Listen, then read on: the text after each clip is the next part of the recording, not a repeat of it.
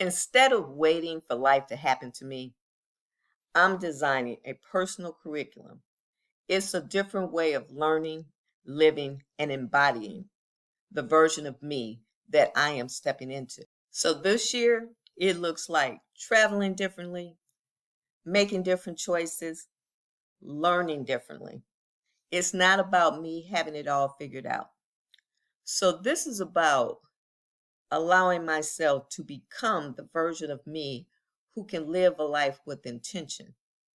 It's about letting curiosity meet me along the way.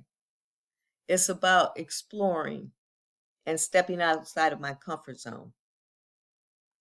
So, if you have ever felt the pull or the desire for more, to live your life on intention, on purpose, this conversation is going to be for you.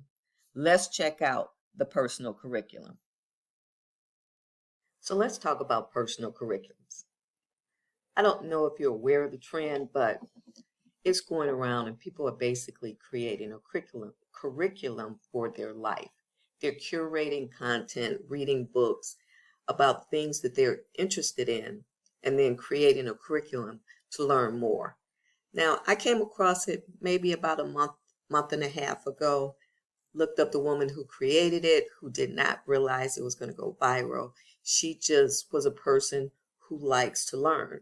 Similar to myself, I basically create playlists on YouTube about things that interest me. Sometimes I watch them, sometimes I don't, but if I come across it, I'll save it. That's what we're going to talk about today. So I'm Sherry from SherryLouMiller.com. And right now I'm on a journey of the audacity of becoming me, exploring, experiencing, emerging, and expanding. So this year is all about stepping into and embodying the identity of the woman who can live my vision. So we shed the old identity, we identified the new identity, and now I'm embodying that identity. So this is my twist on the personal curriculum. I have seen people who have stacks of books that they're going to read. They're doing the most. I have absolutely no desire to do that.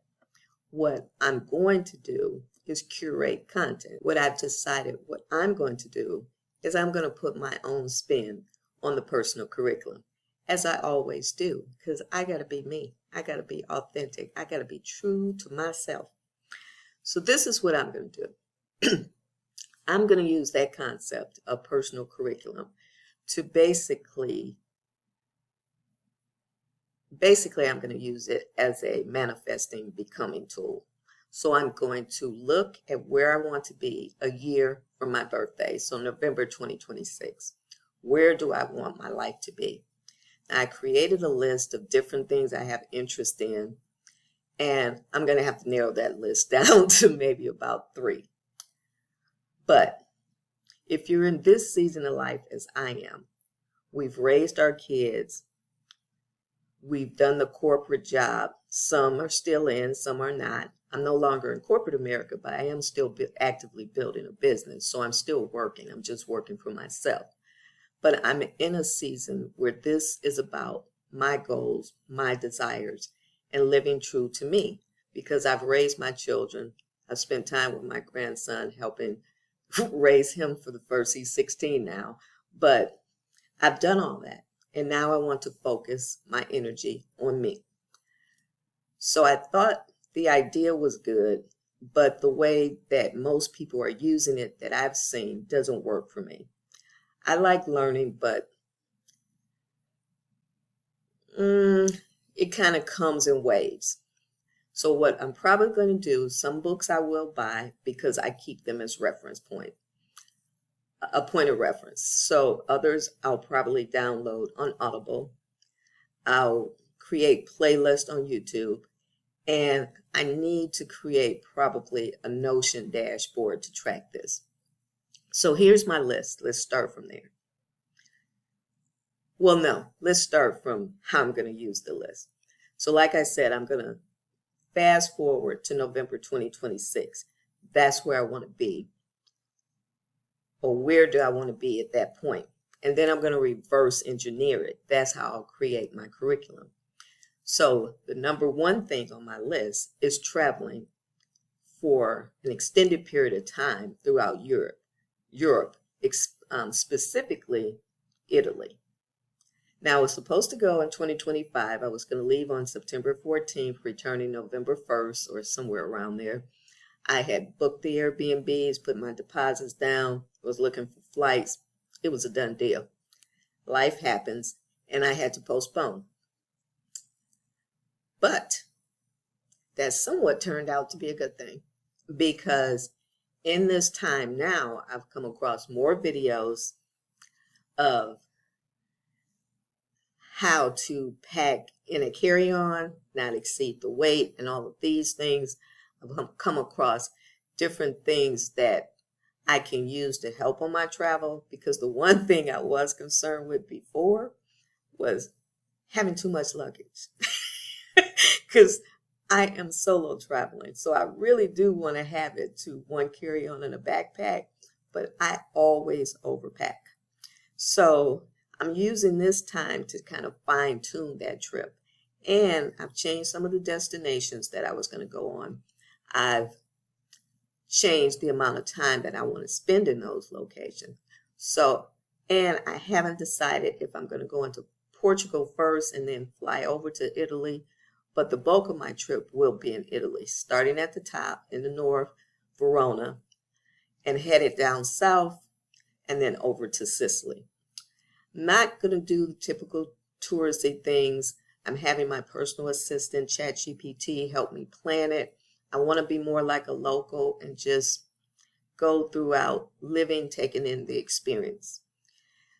So that's the goal. That's the primary. There are other things that I want to do this year too. So by November 2026, I may actually want to spend my birthday in Italy. So what do I need to do to embody that person? How do I get there? Because that trip is not going to be cheap. I need to stack some coins. I need to get a spending plan together, airfare, because I really want to try. My goal is to travel first class, not in coach. Those are long flights. Yeah, I'm only 5'1", and I still don't want to sit in that seat that long. So map it all out. But the other thing is, let's go over my list. So I want to travel to Europe for an extended period of time. What do I need? How do I travel through Europe? All these things. So that will be a big part of my content. I also want to try to learn some Italian. I don't need to be fluent. I just want to be able to understand, maybe speak a little bit, as well as be able to read things if I'm in a grocery store or street signs, something like that. In addition, I want to get back to my swimming lessons. I was swimming a couple of years ago, but I stopped just because, I don't know, clearly I didn't have the time. But I completed the swimming class. At the end of the class, I did get in the deep end, which for me was a big accomplishment.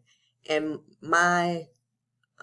me taking swim lessons isn't about learning to swim, because I basically know how to swim. But story for another time.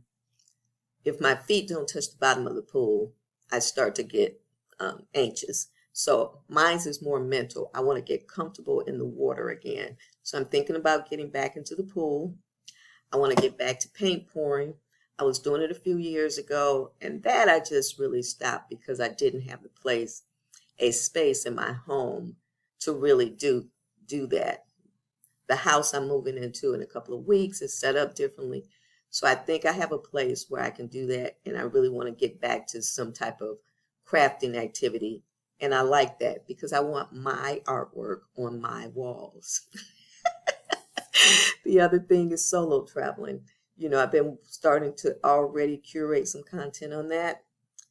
I want to learn and master Notion for business and personal.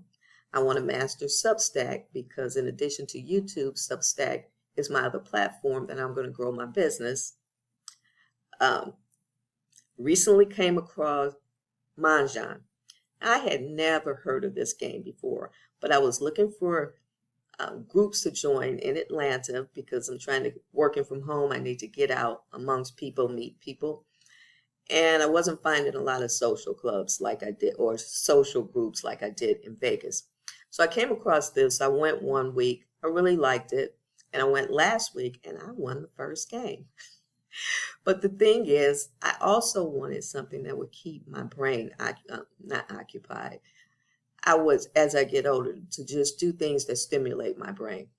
I looked at playing dominoes, may still check into that, circled around backgammon, but I came across Mahjong. I actually like it. Definitely keeps me on my toes, and who knew it was a thing? Because up until a few weeks ago, never heard of it. Human design, healthy lifestyle, still working on that, but I'm doing it more now because as I get older, I don't want to be taking a lot of pills with the little pill box. So I want to start eating a little healthier. I want to get back to walking, riding my bike. These are things. And in addition, the weight will come off, but it's more for a healthier lifestyle. AI prompt writing, because AI is not going away. It is here to stay. And if you're not embracing it, snooze, you lose. I use it more as a co-creator. I take my ideas, I plug it in there. I kind of brainstorm. And writing isn't my forte, so sometimes I use it to tweak what I've written. These are the things, as you can see, quite a few. I have to narrow that list down to probably 3. The top of it will be the travel. So I have my vision. I'm going to reverse engineer my personal curriculum, and I'm going to start to put together a curriculum that will allow me to embody the version of me who can live that lifestyle, because I am becoming her. I've shed the old identity. I've gone through the wobble, went through the rise. Now I'm living that life. I'm stepping into it, leaving all of that behind, and allowing myself to embrace this version of me. So basically, I'm not just talking about changing my life. I'm taking intentional choices to do that. I am living by design. And the personal curriculum is just a container for me to do that. Even though it's trending, everybody has to do things according to their own rhythm. And this is what works for me. So Italy and traveling Europe will be my primary content. Throughout the year, I'll post videos of what I've learned. Different luggage that might be best for traveling throughout Europe on those cobblestone streets, the different shoes you can wear, because there were some shoes that I have. I buy a lot of Converse. I might slide on down those cobblestone streets that I need something with a better sole on them. So I've been looking at different shoes, just the different things of traveling in a country by myself. So this season of my life is about being curious. It's about exploring and experiencing new things, the audacity of becoming me.